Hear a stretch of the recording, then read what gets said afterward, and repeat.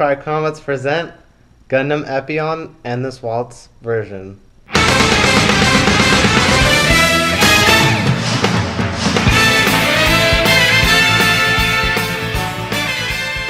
As you can see here, there's Epyon looking boss as always. And then if you look to your bottom right corner, you see him in his mobile armor form. That's the two-headed dragon form.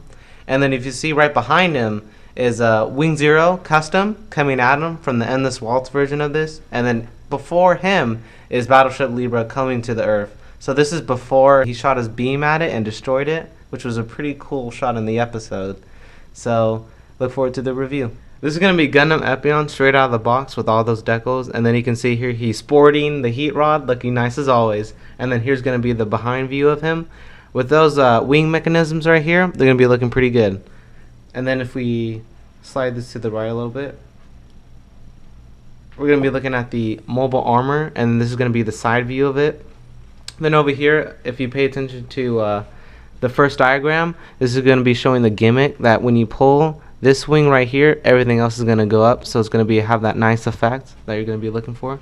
And then over here, if you pay attention to diagram number 2, it's going to be showing the two-headed dragon form or mobile armor form. And then this is going to be showing the flexibility of the legs, so when it transforms, it can go around his body. And then over here is going to be the third diagram, and this is going to be showing the locking mechanism for the whip. And then this is going to be how, instead of just being floppy, as in the first diagram, it's going to be actually locking. So it's going to be looking pretty good. And then in the fifth diagram, it's going to be showing its armaments and the weapons. And then in the sixth, it's going to be showing all the decals. As per usual for the Verkaz, they have a lot of decals. And then in diagram number 4, we're going to be seeing Zex Marquis or Miliardo Peacecraft in its White Fang leader form, and then over here is going to be him in his pilot suit in the cockpit. On the other side of the box, we're going to be seeing Epyon striking an awesome pose like he's about to engage in the fight with Wing Zero Custom. And if I move this to the left, you see here is going to be the schematics for Gundam Epyon, and then this is going to be the backstory on the Endless Waltz version of this.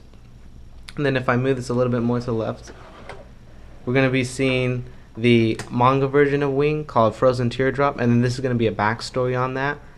And then over here on the price, it's 4,800 yen, or in American dollars is like $50 per se, give or take. And now on to the runners.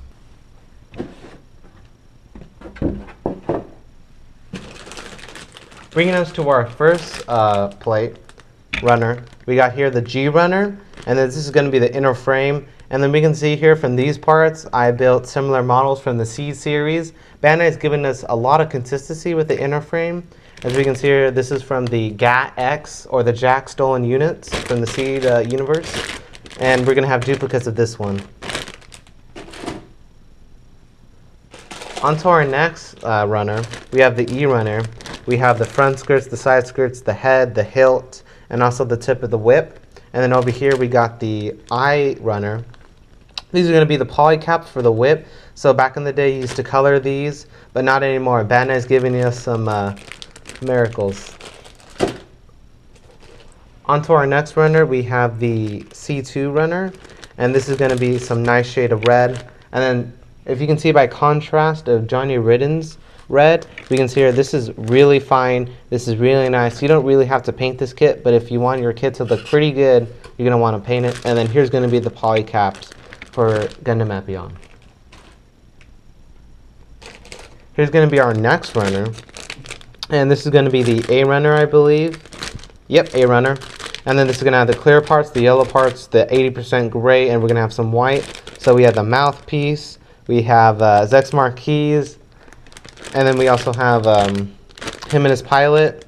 And then here we have the shoulders, we got the chest piece for the Zero system, and we got some of the clear parts. And then here we got the claws for Epyon. And then here we got some decals right here. We got some foils, we got some dry stickers, and then we got some normal decals. Here we have our next runner. It's the D runner. And here we're going to have a whole bunch of the whip parts right here. You're going to have like 10 of these, no, excuse me, 20 of these.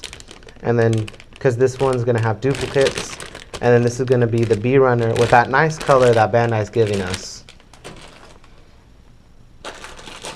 Same runner I just mentioned, 10 of these per each runner.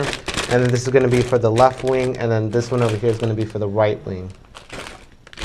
Sword hilt that gives us this massive beam saber, which we will show you in the next runner. And then this one's going to be for his crotch area, and then this is going to be his waist, his front or back skirts, excuse me, his shoulder armor, his feet armor, and then the back plates of the feet armor. And then these are going to be the ears. This is going to be the V-fins, and this is going to be his face or goatee, might I say. Next up to our next runner, we're going to have the H runner. And then as you can see here, this beam saber is massive. It's big in width and in height. So we're going to bring an excerpt from our Proto Wing Zero from it's the new redesigned Vercal one. So as you can see, these have matched height almost, but this one's a little bit bigger and then this one's a little bit fatter, as you can see here. So this thing can slice Wing Zero in half if he needs to. And then right here on the H runner, we're going to have some of the inner frame here. We're going to have some of the back skirts, the front skirts. We're going to have fingers right here, a whole bunch of different posable hands Bandai's giving us. So we're thankful for that. We're going to have some base connectors right here, one specially for Epyon, and then him also in his mobile armor form. So let's go into the manual. Here we have Gundam Epyon right here, looking mighty fine as you saw in the cover art for him.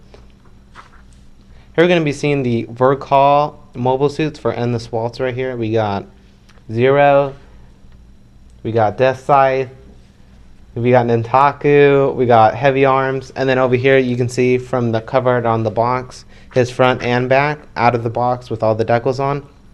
And then here's just going to be a summary of Milliardo Peacecraft and the Epyon, and then this is when they're battling each other. And then if we turn our attention over here, it's going to give you the basis or the rundown on how to build this thing. And then this is going to be how to do the dry transfer decals and how to apply those. If you read Japanese, this would be perfect for you. If not, you can just go Google it on some websites. And then over here, this is going to see, never leave nubs on your parts, because if you do, it's never going to turn out great. It's going to look crappy. So make sure you cut those things up. And then here's going to be the different sections of the body and also the weapon armaments that we're going to be building. So it's going to be first the body, head, wings, right arm, right leg, waist, so on and so forth. Next page. Here's going to be the manual right here. This is going to be how you're going to be building the body. It looks pretty simple. This looks like less complicated than some other master grades I've built in the past before. So the head, excuse me, it's going to be really easy. It's easier than building the 3.0 master grade RX-78 3.0. And then here's going to be the right arm and the left arm, so on and so forth. Then we got the right leg and the left leg. Not too complicated. You should be a little bit careful right here, because I heard a friend of mine who built this previously before, that if you're not careful with the feet, it can be broken. So be careful with that. Then if we turn over here to the splash page, we're going to be having Zero versus Epyon, and then this is going to be Epyon versus Death Scythe right here. And then this is just going to be a manga, same stuff that we had on the cover art for the box.